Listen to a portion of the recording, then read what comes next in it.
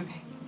Hey everybody! Welcome to our YouTube channel, Eating Plants with Mo and Bama. I'm Mo. And I'm Bama. Today we have an awesome special guest. The last video we did where Mo and I were just sitting here on the couch, we explained to you why we started our YouTube channel. And this is another component of what we were talking about, lifestyle and the choices that we make. And this is LoriJane Tomatz, and she's with Life Coaching with LoriJane. And we got her here so she can give us her story and what she's all about.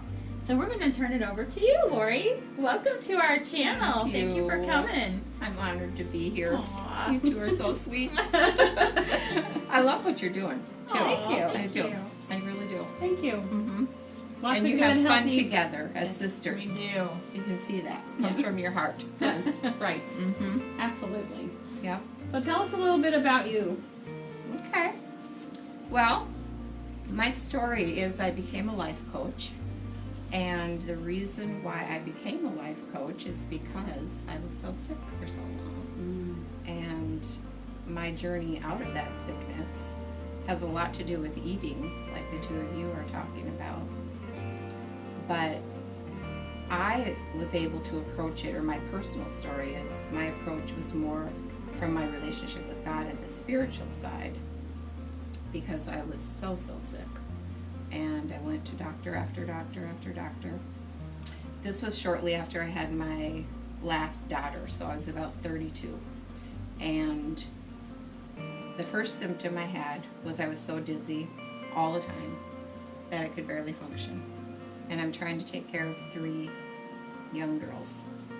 My daughters were 1, 3, and 5. And the doctors had no answers for me. Absolutely none. I had many things tested, and I had, as time went on, really the only thing that I could count on is life was unpredictably predictable. And more symptoms kept getting added. And I would go to the doctors, and I think really what happened is, they specialize. So they're doing the best they can, but I'd come with this long list of symptoms, and whatever specialist I was at, they would pick out the symptoms that fit what they do, Sure. and they would test for that, Right. and it would come back negative. I look back on that, it's like, thankfully a lot of that did come back negative, and I was at least finding out what it wasn't. Right. But because I wasn't finding out what it is, I have a personal relationship with God. That's who I am. It was years and years ago, before anybody knew much about organics, or, it wasn't in the stores. And I just felt a real leading to start looking into what I was eating. And I went down that path of cutting out sugars, cutting out all the extra processed foods. I put my family on that diet. I had some better days. I mean, I didn't have the kind of health that I thought I should have from it. Right. When you would think, if you're doing all these things right. Yeah. But I did have some better health. But I still didn't have my answers. Now, back up a little bit more, because I think every piece of our life gets used to come up to this point where I became a life coach. I grew up in a family. My dad was a doctor. My mom's a nurse. A lot of medical terminology. My dad actually specialized in health and wellness medicine before anybody was ever specializing in it. So that was when I was like a teenager. So that was in the back of my mind. My dad's still a physician. He was over in Tanzania while I was going through all these harder years. But when he would come back, he'd always say, you need to get your pituitary gland tested. So anyway, I have this medical background. I went to college and got a social work degree. And all the work that I did as a social worker was as a medical social worker in hospitals. And I was a float social worker.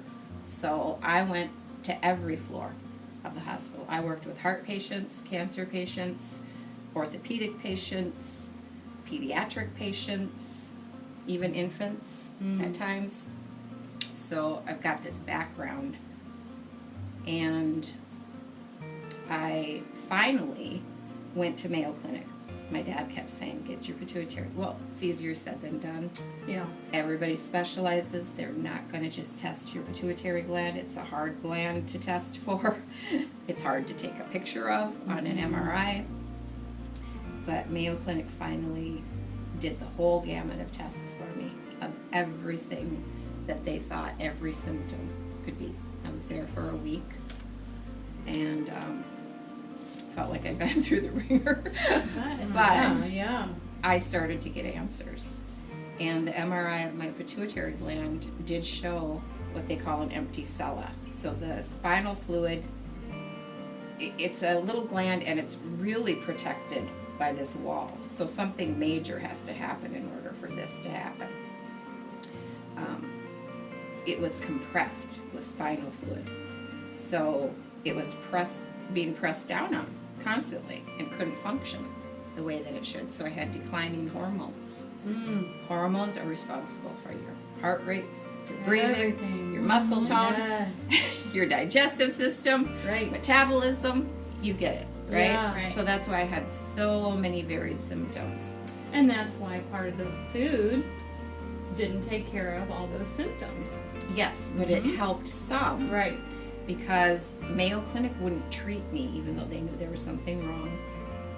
They have their own reasons for doing that, their protocol.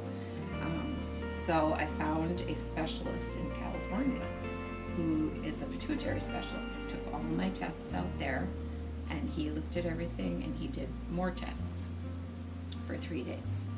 And he told me when I was giving birth, and this would have been to my third daughter, and I had another pregnancy after that. But my third daughter, I lost a lot of blood. Like, they thought the baby was coming out. I lost a huge clot of blood. My goodness. I don't mean to be gross, but what your pituitary gland needs is extra blood supply for all the hormones that you need to do childbirth. And it wasn't getting it, so it had a stroke. Oh, wow. That is why, it atrophied and the spinal fluid was in there. So then you have declining hormones and things all out of whack. Right.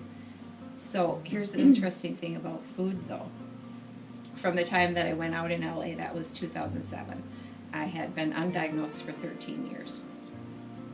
He told me that usually it'll take that many years of treatment, of trial and error of the dosages and this and that, before my body will really accept the medications as, like we're humming along.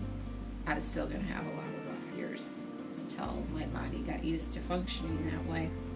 It has been true. But here's the interesting thing. At one point at the end of the appointment out there, he showed me the way that he would like me to eat. He said, I tell all my patients to eat this way. And I started looking through it, and I said, I already eat that way. And he said, I'm not surprised it probably saved your life. Wow. Just got cold chills. Yeah, me too. So, yeah, so the eating component. It's I huge. mean, I'm passionate about it. I do believe it saved my life. I believe in my times where I was at my worst and I actually did feel like I was going to die, and I did end up in the emergency room. Those are the times that my adrenal glands were not producing enough for me of the hormones that the adrenal glands produce. And you really can die from that. Yeah. And so if there had been more stress on my system from trying to Bad get rid of all food. the toxins Right. and the food, Yeah. I very well could have died. Yes. Wow. Yeah. And I remember during that period of time of switching over, it was rough. Okay? We know it's not easy to get off sugar, to get off everything. We know it's not. But take a system that's not even giving you what you need to really get over it. I mean, I felt lousy. Yeah. But I was so convinced that this is what I should be doing. And I do have a very strong will, thankfully. She likes a win. I do. Well, when I commit to doing something, I don't like it to go bad. Sounds like somebody else I know. And I could only have myself to blame, Right. right? Yeah. So I was a stickler. I mean, I That's didn't have good. a lick of sugar or bread. No gluten, no bread, no dairy for 7 years. Wow. And everything was organic. Yeah. Good Now, for you. I still mostly eat that way, but I will cheat occasionally. Mm-hmm. It's not as hard to get back on track, though. As it used to be? Right. Mm-hmm. Yeah. Yeah. Because there were so many years. I mean, and even when I did have my first little bit of sugar, I remember at Christmas I had some M&Ms. I felt so lousy the next day. It's true. I just didn't go back to it again for many, many years. Right. I mean, And I think that's part of what we have to start. You have to listen to your body. After you eat certain things, you have to really feel what that does. You know? mm-hmm. Right. Yeah, when you feel that. Mm-hmm. But that eating component, yeah, was huge. But then why I became a life coach is just because I know and I reach out mainly to women. Mm-hmm. I just know there's a lot of women who are also suffering with a chronic illness or a chronic health condition. Maybe they do have an answer, but they're still struggling to get their lives back to where they want them to be. Right. It's hard when Yeah. you have a life-altering. It's easier when you have an acute illness and you know you're going to make it through it. Mm-hmm. But when it drags on and on and on and on, it's life-altering in Right. every area of life. Right. It really brings you down. Mm-hmm. Because So that's why I want to reach those women, be their cheerleader, be there to help them through whatever issue they're dealing with. And just to let people know they're not alone in this journey of, Mhm. of trying to heal. Right. Yeah. So what is it important for your potential clients to know about your way of life coaching? Well, I wanted to touch on that because I am a Christian. So in my materials and when I reach out to people, that is made known, Mm-hmm. which I think it should be on the table. However, if they are not a Christian, that doesn't mean that I am going to approach it like I'm trying to shove that down their throats. I am going to let them, and any life coaching that's effective, it lets the client lead. You know, it's what's important to the client right then. What do they need to work through? What do they need to be aware of? Right. What do they need a vision for something they want to change or a goal? It can be small to big. So it's all about them anyway. But if they are a Christian, some might ask me to pray for them. Gotcha. They might want me to, or give me permission. Like if you're thinking of a scripture or something that might help me. Mm-hmm. So that's the only difference. I see. It doesn't mean that people can't be life coached by me. Great. How do I, as a massage therapist, try to help find a client for you? What kind of client would I be looking for to have them talk to you? That's a great question. I mean, really anybody who is struggling to go forward, but they want to go forward. Mm-hmm. And you know that if they just had that support, I mean, it's real. Life coaching is really about someone talking. I ask very key questions to get them, and I'm listening really carefully to what they say, but to get them to talk more about the answers that are already inside of them. It's Okay. not counseling though, because I'm not going into their past and trying to recommend something that they do to help deal with that. Right. If they start getting into those lines, I will redirect it to a question that keeps them forward thinking. Right. Which I think that's very beneficial because a lot of times when you are sick, you do linger back in the past, Mm-hmm. and that doesn't always help. You have to move forward or you get stagnant. Right. And it's about instilling that hope Yes. to move forward. Yes. And most people have that inherent in them. Maybe it's buried, but it's there. And if they start talking, and I can be their cheerleader to keep them, thinking that way, taking, even if it's a small step forward. Just really anybody that's willing to take that journey. It's not an easy journey, and it's not a quick fix. Right. I will say that. Right. But it's well worth it. I've had life coaching myself. Have you? Yeah. Yeah. And I have ongoing life coaching. That's great. That's I have awesome. too. I mean, yeah, and I notice a difference. Well, I was without it for 3 months, and I stopped. I was still forward thinking, but I stopped having the motivation as much to keep making the goals and reaching them. Yeah. Because that's another thing with life coaching. We will get to some tangible goals for whatever their vision is, and then specific steps that they need to take, Right. and then an accountability That's perfect. Yes, put that's in there very to get good. them to take those little steps. Right. So, Sounds like a winner, girl. Does. Yeah. So Lori, where can we learn more about you and find you? you can find me on my Facebook page at Life Coach with LoriJane, or is called New Life Leadership. So that website is newlifeleadership.org. Okay, and we'll put that in the description below so you guys can find her. Okay.